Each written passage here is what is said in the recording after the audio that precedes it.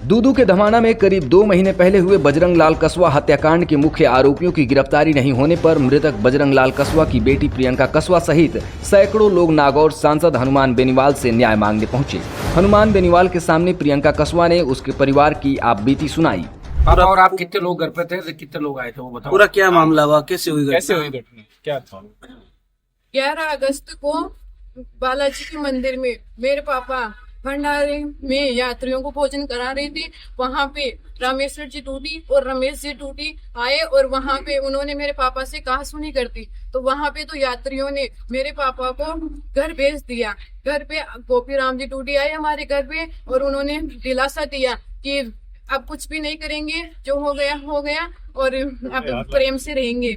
तो 12 अगस्त को हमारे गांव की तेजा जी की यात्रा सुरसुरा के लिए रवाना होने वाली थी, तो मेरे काका जी हमारे घर पे आए यात्रा के लिए, कहने के लिए कि हम यात्रा में चलेंगे, तैयार हो जाओ। और मेरे काका जी ये बात बोल के वापिस जा रहे थे, तभी गोपी टूटी राम जी और उसके परिवार के 20 से 25 लोगों ने मिलकर मेरे काका जी पे हमला कर दिया। काका जी को छुड़वाने के लिए मेरे पापा दौड़े और मेरे पापा के साथ मेरा भाई, मेरी मम्मी, मेरे बड़े पापा जी के दोनों लड़के साथ थे।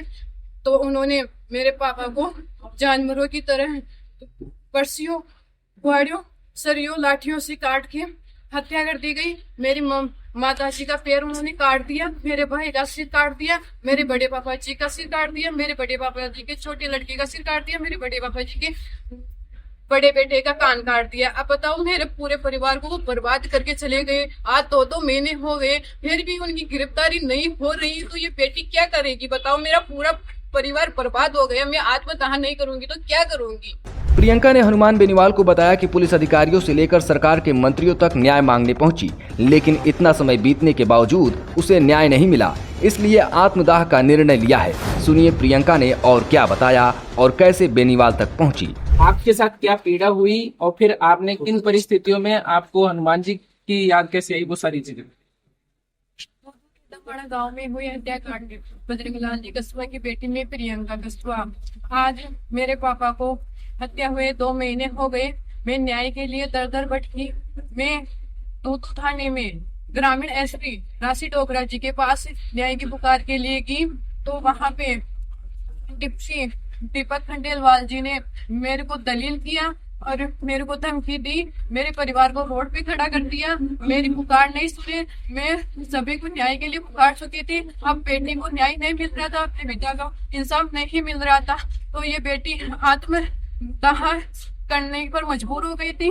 लेकिन फिर मैं सोची कि अभी बेनीवाल जी साहब जी अभी इस राजस्थान में न्याय दिलाने के लिए तैयार है, तो मैं आखिरी पुकार के लिए बेनीवाल जी साहब जी को पुकारी कि इस बेटी को अब आप न्याय दिला सकते हो।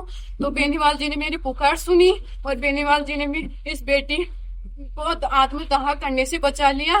बेनीवाल जी ही अब इस बेटी को न्याय दिला पाएंगे।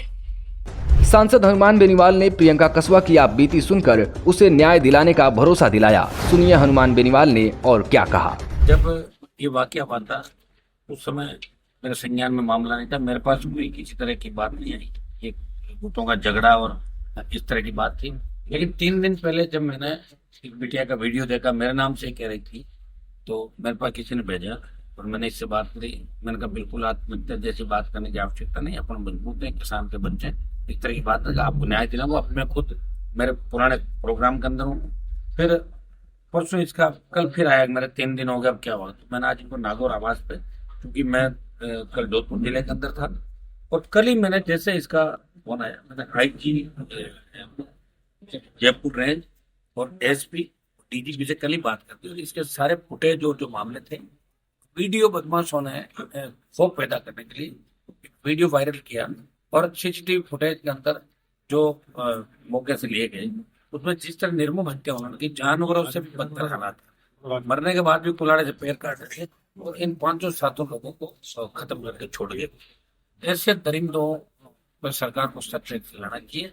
इसमें 11 मुलजिम अभी तक पकड़े गए और जो बाकी बचे हुए हैं वो मुलजिम चाहे पाताल में भी हो बचेंगे नहीं, उनको निकाल लेंगे। मैं बेटे को आश्वस्त करता हूँ कि आप चिंता नहीं करें, सारे मुलजिम शीघ्र ही सलाखों के पीछे होंगे दोबारा मैं आज वापस अधिकारियों से बात कर रहा हूँ, आवश्यकता पड़ी तो मैं इसके साथ बैठना होगा तो कहीं जाके बैठूंगा, बच्ची को न्याय दिलाऊंगा। जितने दूर दूर से 200 की तादाद के अंदर किसान, जवान, सब समाज के लोग आए, इनको आश्वस्त करता हूँ कि राजस्थान के अंदर आजादी के 75 साल बाद इस देश और प्रदेश के अंदर ऐसी घटनाओं के लिए कहीं कोई स्थान नहीं। कितना ही बड़ा अपराधी हो, कितना ही बड़ा क्रिमिनल हो, उसको कोई स्थान नहीं। सर ये पुलिस अगर नहीं संभालेगी तो यहाँ के नौजवान इन मामलों को संभालेंगे आगे आगे। सर इस तरह में कानून व्यवस्था मैंने आपको बता तो दिया।